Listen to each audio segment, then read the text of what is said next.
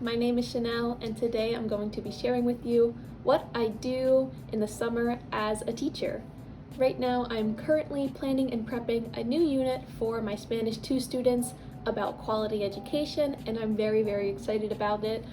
It looks like it's coming together quite nicely, and that is just the best feeling in the world. I'm spending most of my time on my Spanish 2 students right now, although I do have 3 other preps with my Spanish 3, 4, and 5 courses. My goal for August is that I can get each course planned and prepped with units and activities and lessons up until October. I really wasn't that happy with my units at the start of last year, just with the pandemic and virtual and hybrid and being a first-year teacher. So I'm really looking back at what I did and I'm like, I don't even know how I taught this.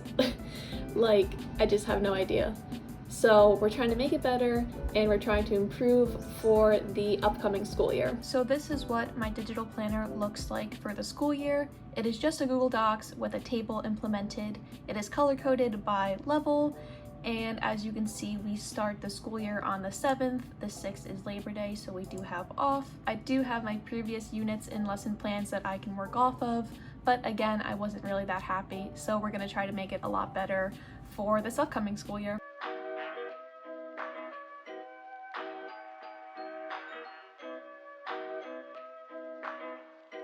I just created this pre-reading activity sheet, which I am very proud of, so let me share it with you.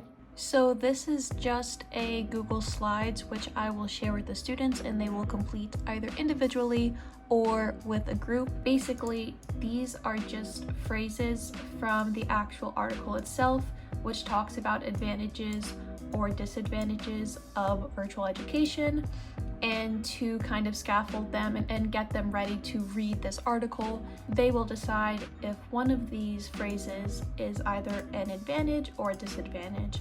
And really there isn't a right or wrong answer. I don't really care which one they choose, but the goal of this is to interpret the phrase and put it into the column that they think it belongs. And of course down here I have some vocabulary for them.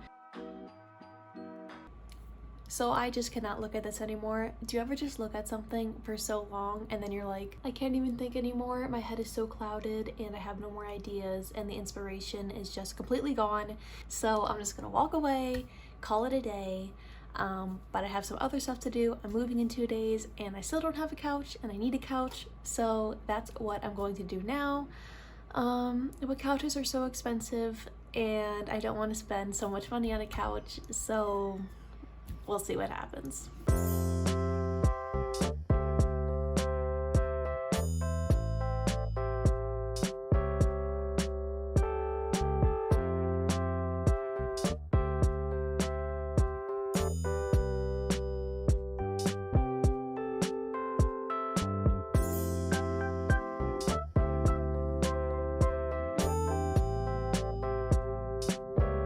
You're recording?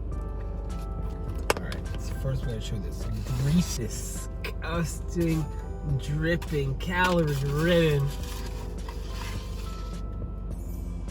disformed, not even the right type of triangle type pizza that I normally paid money for. We got a couch! We got a couch, and a chair and a half, and 2 ottomans. So we were out there looking for this couch for literally 4 hours. Thank goodness we found one with a big seat and 2 ottomans. However, we aren't going to be expecting it until about 20 weeks, which is kind of bad, but they have back orders in the pandemic and they're just not getting enough stock in.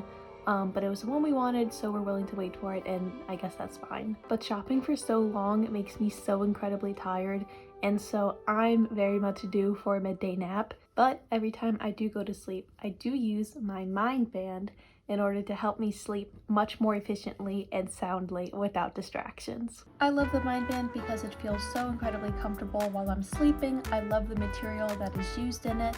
I don't have to worry about a potential headphone falling out like a traditional one. The Mindband stays on my head through the entire night, and the battery lasts for the entire night as well. I never have to worry about connectivity issues with my phone. It is so smooth, it is so effective, and I absolutely love using my Mindband at night.